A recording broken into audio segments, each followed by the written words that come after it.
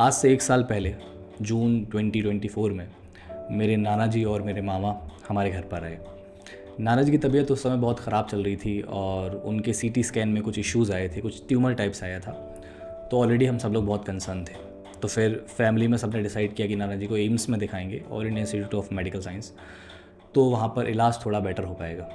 तो सुबह फिर हम एम्स के लिए निकल गए अगले दिन। अब एम्स का क्या होता है कि आपको अप्रॉक्स 6 बजे 7 बजे के अप्रॉक्स आपको लाइन लगानी होती है, और अगर कोई बहुत ऐसा डिपार्टमेंट है जो बहुत इंपॉर्टेंट है तो आपको ध्यान से ये इंश्योर करना होता है कि आप टाइमली पहुँचे ताकि आपको अपॉइंटमेंट मिले। तो नाना जी के पेट में दर्द था तो हमें लगा कि गैस्ट्रो में दिखाना चाहिए, तो हम लाइन में लग गए। लेकिन वहाँ पे जब लाइन ख़त्म हुई तो पता चला कि अपॉइंटमेंट ख़त्म हो चुकी हैं। 60 लोगों को ही वो लोग अलाउ करते हैं एक दिन में, तो फिर वो चीज़ नहीं हो सकती थी। अब ट्यूमर टाइप्स कुछ था तो हम वैसे ही बहुत डरे हुए थे। तो फिर डिसाइड किया कि उन्हें ऑन्को डिपार्टमेंट में, मतलब जो कैंसर वाला डिपार्टमेंट होता है, वहाँ पे हम लोग नाना जी को दिखाएंगे। तो फिर हम लोग वहाँ के लिए निकले, लाइन में लगे, अपॉइंटमेंट मिली और अप्रॉक्स दोपहर के 1-2 बजे के करीब उनका नंबर आया। हम डॉक्टर के पास गए, उन्हें रिपोर्ट्स दिखाई सीटी स्कैन वाली। तो उन्होंने भी कुछ और शायद टेस्ट ऐड करके, मैं उतना समझ नहीं पाया था उस टाइम जो भी था, उन्होंने फिर से सीटी स्कैन का बोल दिया कि सीटी स्कैन आप एक बार और कराओ। फिर हम लोग सीटी स्कैन के लिए निकले। तो सबसे पहले तो एम्स में पता किया। तो एम्स में मुझे पता चला कि अगले 3 महीने की वेटिंग है। मतलब अगर आपको एम्स से सीटी स्कैन कराना है तो आपको 3 महीने वेट करना पड़ेगा जब आपका सीटी स्कैन होगा। तो फिर मतलब नॉर्मल सी बात है कि आपको प्राइवेट से ही कराना पड़ेगा, बाहर से ही कराना पड़ेगा।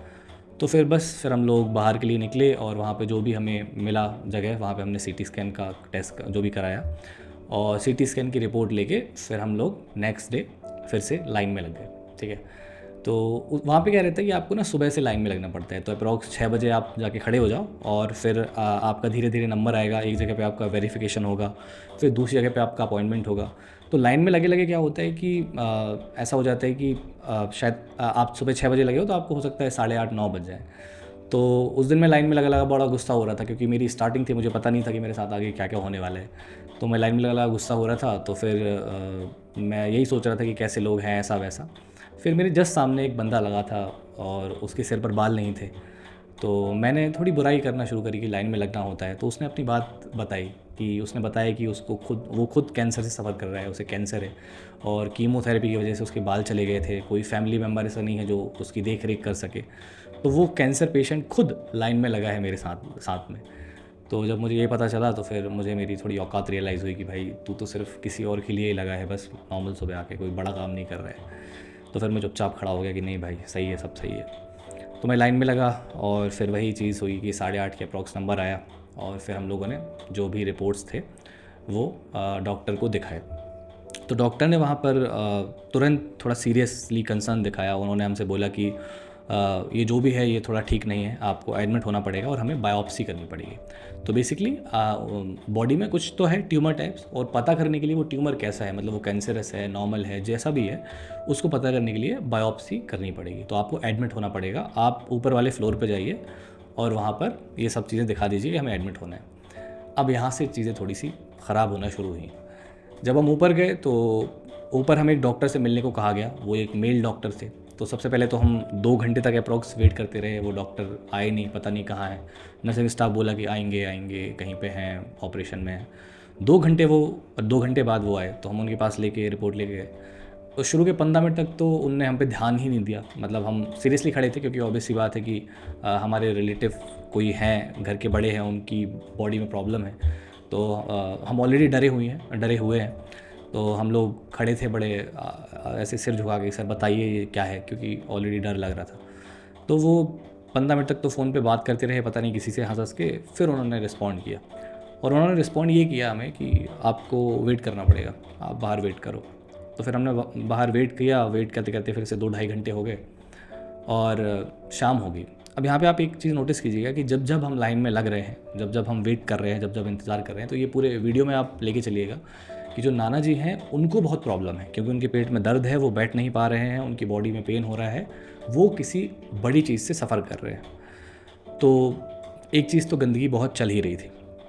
ठीक है, ये पैरेलली चल रहा है और हम लोग तो चलो अभी उम्र है बैठने की, तो बैठ सकते हैं 4 घंटे 5 घंटे। तो ऐसे करते करते शाम हो गई। शाम हुई तो वहाँ से नर्सिंग स्टाफ का आंसर ये आता है कि अभी आप जाइए, कल आइएगा। ठीक है। तो हमें लगा कि पहले ही बोल देते, मतलब थोड़ा सा कि इतनी देर से वो नाना जी ने खाना नहीं खाया अच्छे से, वो बैठ नहीं पा रहे, पहले ही बोल देते। लेकिन ठीक है, हमने सोचा होता है शायद, तो फिर हम घर चले गए। जब हम नेक्स्ट डे आए तो वो जो भी सर थे जो हमें एडमिट करने वाले थे वो वहाँ पे नहीं थे, वो नहीं मिले। हमें वहाँ पे कोई एक मैम मिली और उन मैम ने हमें 3 टेस्ट लिख के दे दिए, ठीक है। अब थोड़ा सा उस समय ये लगा कि यही टेस्ट आप हमें एक दिन पहले लिख के दे देते तो हम करा के आज आ गए होते, आप हमें आज लिख के दे रहे हो। लेकिन ठीक है, फिर वही हमें लगा कि ओके शुरुआत है। तो 3 टेस्ट कराने के लिए फिर हम लोग फिर एक दिन के लिए निकल गए। आप ये ध्यान देते जाइएगा कि अभी जो पेशेंट है उनका इलाज बिल्कुल भी शुरू नहीं हुआ है, कुछ भी शुरू नहीं हुआ है, राइट। फिर हम टेस्ट कराने के लिए गए, जो भी टेस्ट वेस्ट हुए, और टेस्ट की रिपोर्ट तो अब नेक्स्ट डे ही आनी थी। तो अगले दिन हम रिपोर्ट कलेक्ट करके फिर से सुबह वहाँ पर पहुँच गए कि मैम अब क्या करना है, क्या अब आप एडमिट करेंगे। तो फिर वहाँ पे ना वो जो रिपोर्ट थी वो किसी ने देखी नहीं, ठीक है, कोई ने उसके बारे में बात ही नहीं की। फिर जो भी वहाँ पे डॉक्टर जो मिले, कोई नए मिले वहाँ पे, उन्होंने हमसे बोला कि आप जाइए, वो रिपोर्ट उन्होंने देखी नहीं, आप उन्होंने कहा कि नेफ्रोलॉजी, यूरोलॉजी और कार्डियोलॉजी डिपार्टमेंट से आप ओपिनियन लेके आइए, ऐसा उन्होंने बोला। तो फिर हम गए डिपार्टमेंट ढूंढे कहाँ पे होते हैं ये डिपार्टमेंट्स। तो हमें देखा तो वहाँ पे यूरोलॉजी डिपार्टमेंट बंद था, तो कोई ओपिनियन नहीं मिला। कार्डियोलॉजी डिपार्टमेंट वाले बोलने लगे कि आप हमारे पास क्यों आए हो, हमारा इस चीज़ से क्या लेना, आप हमारे पास क्यों आए हो। थोड़ा सा हमारे साथ बदतमीज़ी टाइप हुई, और मैं सोच रहा हूँ कि भाई डॉक्टर आप लोग हो, मैं कैसे बताऊँगा कि हम आपके पास क्यों आए हैं। लेकिन वही घर का पेशेंट बीमार है तो ये सब थोड़ी करेंगे। तो फिर हम वहाँ से अगले डिपार्टमेंट की तरफ गए। तो यूरोलॉजी बंद था, कार्डियोलॉजी वाले ने ऐसे बोला कि तुम निकलो यहाँ से। तो हम निकल गए। फिर हम यूरोलॉजी बंद था, फिर नेफ्रोलॉजी में हम लोग गए। तो नेफ्रोलॉजी में वालों ने फिर से कोई एक टेस्ट लिख दिया, ठीक है। जब हमने उस टेस्ट के बारे में पता किया तो हमें पता चला कि एम्स में अगर वो कराना है तो फिर से बहुत टाइम लगेगा। अब एम्स का क्या है ना, वो हर जगह लिखते हैं कि अगर कोई भी टेस्ट है तो आप एम्स से ही कराएं, लेकिन वो डेट इतनी लंबी देते हैं कि मजबूरी में आपको बाहर से ही कराना पड़ता है। तो फिर हम बाहर के हॉस्पिटल में गए, फिर से हमने वहाँ से प्राइवेट हॉस्पिटल से वो टेस्ट कराया। वो टेस्ट थोड़ा टफ था, नाना जी को उसमें बहुत ठंड लगी, इंजेक्शन लगाए उन लोगों ने, तो वो टफ डे था। शाम तक रिपोर्ट मिली और फिर रिपोर्ट ले गए। अगले दिन हम फिर पहुँच गए कि क्या अब आप एडमिट करेंगे, चीज़ें आगे बढ़ेंगी। तो उनका रिप्लाई आया कि हमारे पास ना जगह नहीं है, एडमिट करने के लिए बेड नहीं है, आपको प्राइवेट वार्ड में एडमिट करना पड़ेगा। अब यहाँ पर एक चीज़ ध्यान देने वाली है, जो उन्होंने हमसे 3 टेस्ट कराने का बोला था वो रिपोर्ट उन्होंने देखी भी नहीं है। कार्डियोलॉजी डिपार्टमेंट वाले ने हमें वहाँ से भगा दिया है, तो उसके बारे में भी कोई बात नहीं हुई है। और यूरोलॉजी डिपार्टमेंट बंद था, उसकी भी कोई रिपोर्ट इन्होंने नहीं देखी है, कोई ओपिनियन नहीं लिया है। हमने एक रिपोर्ट दे दी, उन्हें एक्सेप्ट कर ली और अब वो एडमिट करने के लिए तैयार है। तो ये फॉर्मेलिटी थी या सच में आप सीरियस थे उस चीज़ को लेके, मुझे समझ नहीं आया।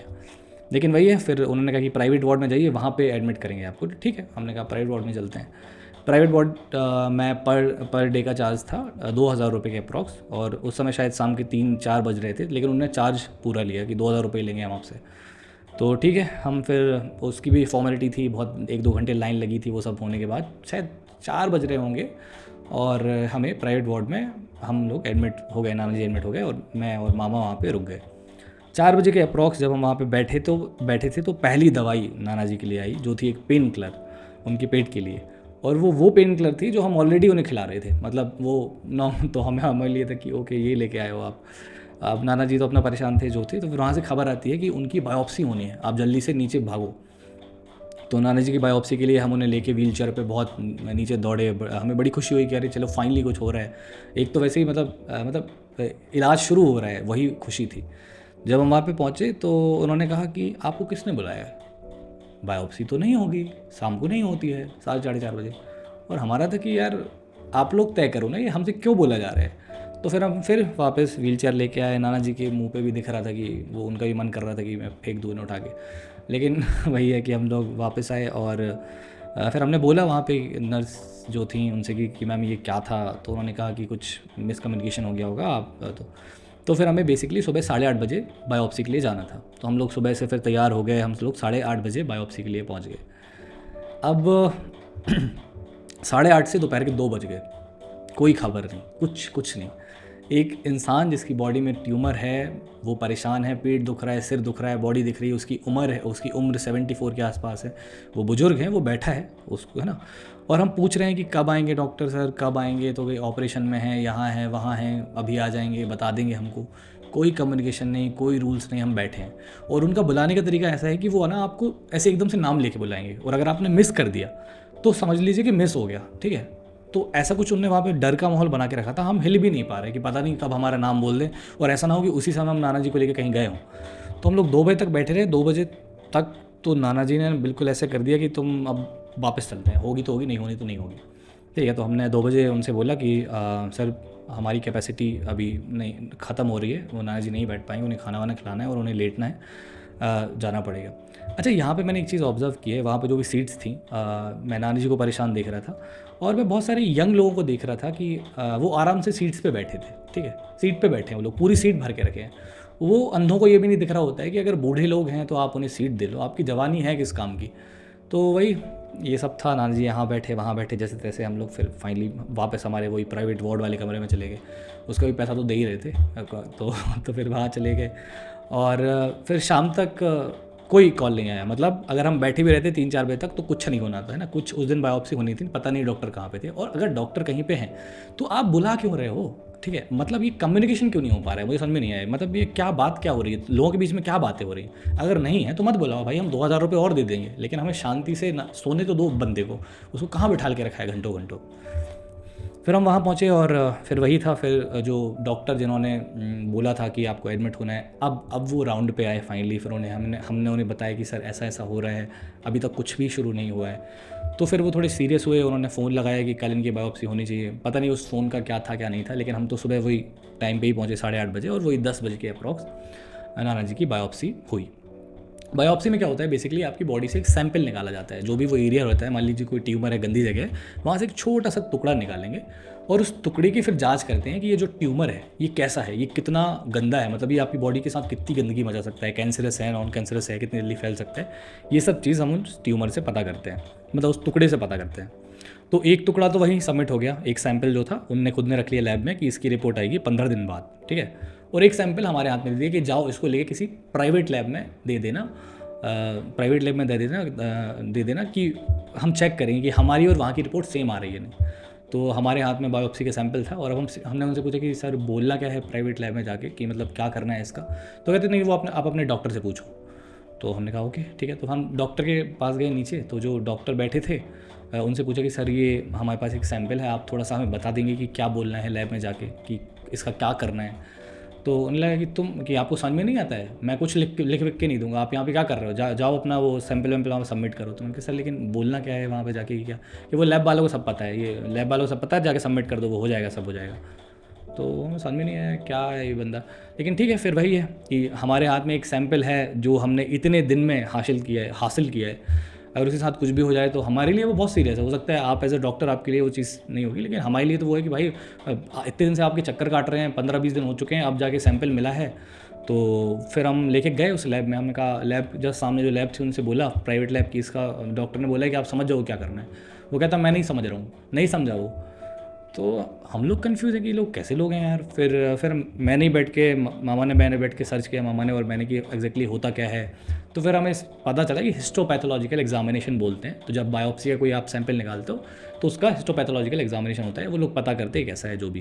तो फिर उस दिन तो शाम हो चुकी थी, नेक्स्ट डे हम एक बड़े लैब में गए और फिर वहाँ पे जाके सबमिट किया। वो उनको बताया कि सर ऐसा ऐसा होना है, फिर वो भी उस चीज़ को समझ पाए।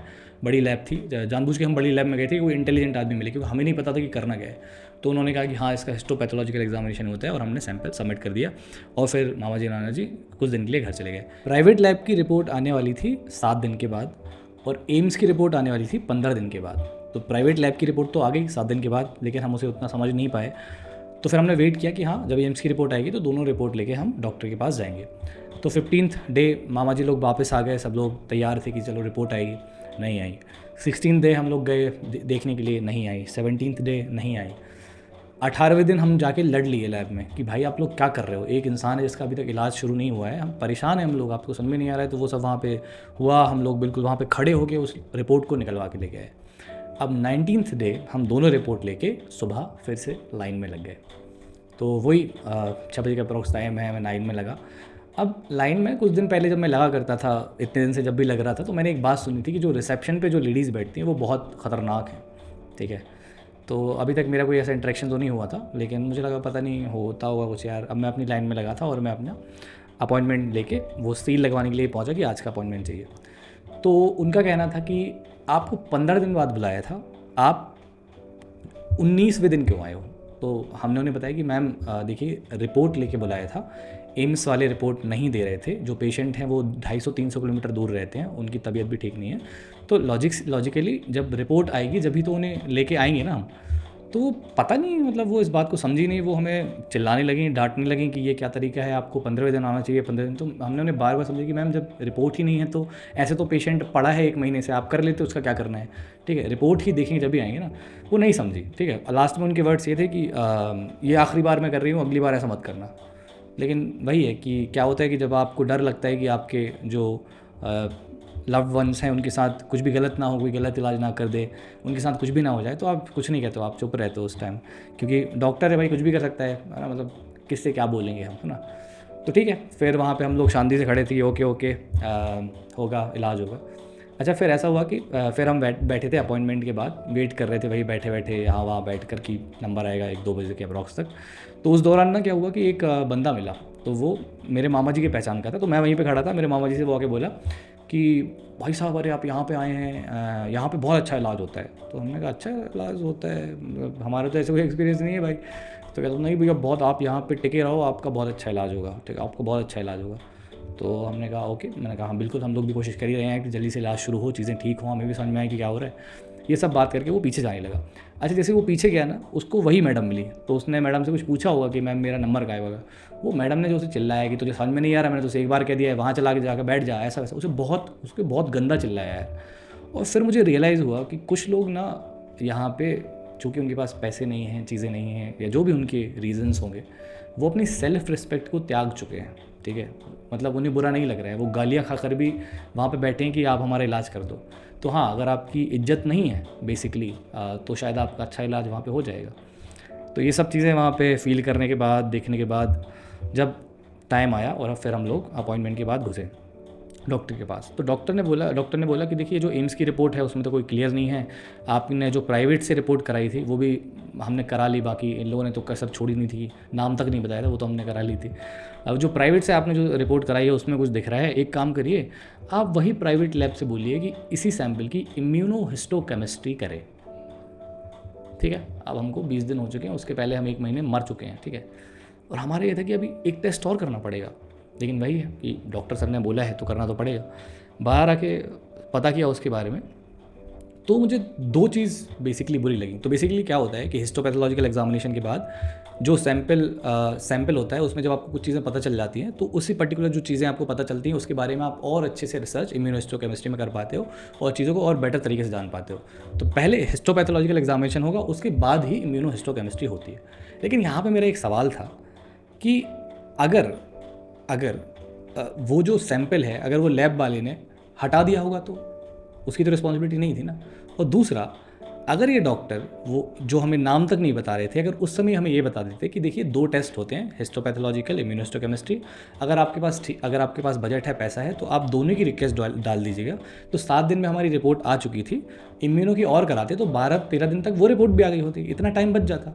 आप कम्युनिकेशन तो कीजिए ना, आप बता क्यों नहीं रहे, हमें थोड़ी ये सब पता रहेगा, मैं थोड़ी कैंसर का डॉक्टर हूँ, आप समझ रहे हो। तो उस समय गुस्सा आया कि क्या लापरवाही की हाइट है, लेकिन वही है, क्या कर सकते हैं। तो उन्होंने कहा कि आप इम्यूनोहिस्टोकेमिस्ट्री कराइए, हम ठीक है, फिर हम चले गए जी इम्यूनोहिस्टोकेमिस्ट्री कराते हैं। तो वो कराने के लिए गए, लैब वालों से कहा कि सर आपके पास सैंपल है या नहीं, तो उन्होंने कहा हाँ हमने सैंपल प्रिजर्व करके रखा है, हो जाएगा, शायद 7 दिन के अप्रॉक्स लगेंगे। तो वही 7-8 दिन लगे और उसकी रिपोर्ट आई। फिर रिपोर्ट लेके हम फिर सुबह लाइन में लग गए, सुबह से वही फिर वहाँ उसी मैम के पास पहुँची, रिसेप्शन वाली थी, तो उनके पास गए। तो अब क्या हुआ था कि पता नहीं क्यों जब डॉक्टर ने हमें वहाँ से भेजा होगा इम्यूनोहिस्टो के लिए, उन्होंने 5 दिन लिख दिया था, हमने देखा नहीं, हम क्योंकि इतनी सारी डॉक्यूमेंट्स हैं, इतनी सारी रिपोर्ट्स हैं, हम कहाँ देख पाएंगे, हम थोड़ी रिसेप्शन वाले हैं, राइट।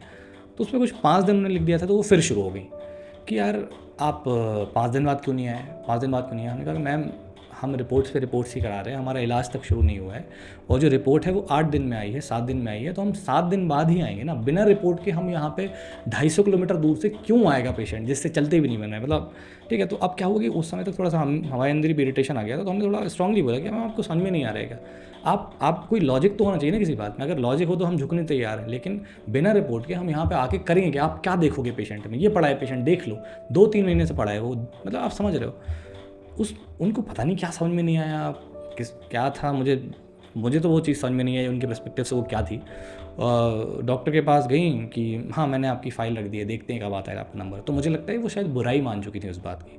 उसके बाद दोपहर के 2 बजे तक हम बैठे रहे। दोपहर के 2 बजे वो आके कहती हैं कि आपको अगले सप्ताह के मंडे का अपॉइंटमेंट मिला है। और हमारे लिए कि भाई रिपोर्ट ही तो दिखाना है और इलाज कब शुरू करोगे? पेशेंट आके बैठा है, फिर वो जाएंगे, फिर वो आएंगे, हम सामने हैं, आपके सामने वाले कमरे में डॉक्टर दिख रहा है, आप घूम रहे हो, पता नहीं क्या क्या हो रहा है, आपको 5 मिनट लगेंगे वो रिपोर्ट देखने में और ये बताने में कि आप करने क्या वाले हो। फिर हमने वही बात है, फिर थोड़ा सा किसी से फ़ोन वोन लगवाया डॉक्टर के पास, तो डॉक्टर और गुस्सा हो गए। उन्होंने हमें बुला के डांट दिया कि तुमसे मैंने बोल दिया एक बार। अब मुझे नहीं पता कि रिसेप्शन क्या बात हुई थी इनका, क्या उनकी अंडरस्टैंडिंग थी कि आप 1 सप्ताह बाद आना। मतलब हमारे सामने डॉक्टर खड़े हैं, हम सुबह 6 बजे लाइन में लगे हैं रिपोर्ट लेके, और वही रिपोर्ट जो आपकी वजह से अभी तक डिले हो रही है, सब कुछ बुरा हो रहा है, और अब आप कब आना? आप अगले सप्ताह के 7 दिन बाद आना। ठीक है, हमारे सामने हमारा पेशेंट दिख रहा है, वो परेशान है, उसकी आंखों में ये है कि भाड़ में गया मतलब सब कुछ, तुम चलो ये सब ख़त्म करते हैं, है ना। और हम बैठे हैं और ठीक है, फिर क्या कर सकते थे? कुछ नहीं कर सकते थे, क्योंकि डॉक्टर ही तो बताएगा ना कि होना क्या है। हम तो डॉक्टर है नहीं, तो बस फिर हमने अपना बोरिया बिस्तर समेटा और चले गए वहाँ से। और फिर 7 दिन बाद फिर आए, फिर से लाइन में लगे, सुबह 8 बजे तक 9 बजे तक वो जो भी था, फिर नंबर आया 12-1-2 बजे, और हमने रिपोर्ट दिखाई, तो रिपोर्ट में जो भी था वो तो था ही। तो उनका ये कहना था कि अब इस चीज़ पे हम ओपिनियन लेंगे, तो आपको ओपिनियन लेना पड़ेगा। तो 2 डॉक्टर के उन्होंने नाम दिए, एक तो एम्स हॉस्पिटल में कोई मैम थी, और फिर एक जो डॉक्टर थे वो कोई प्राइवेट हॉस्पिटल में थे। तो हम फिर वहाँ से निकले, हमें पता नहीं क्या ओपिनियन ये भी लेना पड़ेगा, तो ओपिनियन के लिए हम गए वो मैम के पास जो एम्स वाली थी। तो उन मैम ने ये बोला कि देखो आपका केस है जो, ये थोड़ा सा तो टेक्निकल है, मुझे ना इसकी कमेटी में डिस्कशन करना पड़ेगा, आप यहाँ से जाइए, आपको कॉल आ जाएगा जब इस पर डिसीजन हो जाएगा। उस चीज़ को अभी 1 साल हो चुका है, कोई भी कॉल नहीं आया है, ठीक है। और फिर उसके बाद जो दूसरे डॉक्टर थे जो प्राइवेट हॉस्पिटल में थे, जब हम वहाँ ओपिनियन लेने गए कि इस केस का क्या करना है, तो फिर हम वहाँ गए, उनने हमें कुछ बताया। फिर हमें लगा कि क्या ही अभी इसके चक्कर काटेंगे, क्या करेंगे। और वैसे भी हम सारी रिपोर्ट्स, हर दवाई वैसे भी प्राइवेट से ही करा रहे थे। बस एक डॉक्टर की फ़ीस थी जो बच रही थी, बाकी सारा पैसा तो हम दे ही रहे थे। तो डॉक्टर की फ़ीस भी क्या 1500 रुपये, उतने तो वो हमें भगा देता था वहाँ से, उतना तो हम जिल्लत सही रहे थे। तो बेसिकली जब सारा पैसा सब प्राइवेट से ही करा रहे हैं, और जो एक नाम था कि एम्स से इलाज होगा तो बहुत अच्छा होगा, बहुत अच्छे डॉक्टर हैं, ऐसा भी कुछ नहीं था। रिसेप्शन बेसिक बातें नहीं समझता है, कोई टाइम पे रिस्पॉन्ड नहीं करता है, सैंपल की कोई परवाह नहीं है। तो फिर हमने डिसीजन लिया कि ये जो जिन प्राइवेट डॉक्टर के पास हम आए हैं उनसे ही हम हमारा इलाज कंटिन्यू करेंगे, और अभी 1 साल से हम उन्हीं से इलाज ले रहे हैं। उस दिन के बाद से फिर हम एम्स में नाना जी को लेकर वापस नहीं गए, तो ऐसे इलाज चल रहे हैं। तो ये था मेरा रियल एक्सपीरियंस एम्स हॉस्पिटल से ट्रीटमेंट कराने का। अब मैं यहाँ पे ये बिल्कुल नहीं कह रहा हूँ कि एम्स कोई बुरी जगह है या वहाँ की चीज़ें ठीक नहीं है, ऐसा नहीं है। वहाँ पे बहुत सारे गरीबों का इलाज किया जाता है, बहुत सारी चीज़ें बहुत कम पैसों में होती हैं, बहुत सारे ऑपरेशंस होते हैं, चीज़ें फ्री में होती हैं, बहुत सुख सुविधाएँ दी जाती हैं। तो हम उसका जो एक रिस्पेक्ट है उस पर सवाल नहीं उठा सकते, वो बहुत बड़ा इंस्टीट्यूशन है। लेकिन हाँ, शायद मेरे हिस्से में कुछ बुरी यादें थी जो मैंने आपसे शेयर की, या हम कह सकते हैं कुछ ऐसे एरियाज़ हैं जहाँ पे इम्प्रूवमेंट करने की ज़रूरत है। इससे ज़्यादा मैं कुछ बुराई नहीं करूँगा। बस हाँ, इसके बाद ज़रूर मैं एक वीडियो बनाऊँगा जिसमें हम सिस्टमेटिकली ये ऑब्ज़र्व करने की कोशिश करेंगे कि कौन से ऐसे एरियाज़ हैं जहाँ पे डॉक्टर्स थोड़ा बेटर कर सकते हैं, थोड़ा और अच्छा कर सकते हैं। बाकी ये कहानी ऐसी की ऐसी आपके नाम है, आप इससे जो भी समझें, सीखें, जो भी आपको लगा हो वो ज़रूर अपनी फीलिंग्स कमेंट में शेयर कीजिएगा। और मिलते हैं अगले वीडियो में, तब तक के लिए आप अपना ध्यान रखें। Good bye, take care, bye bye.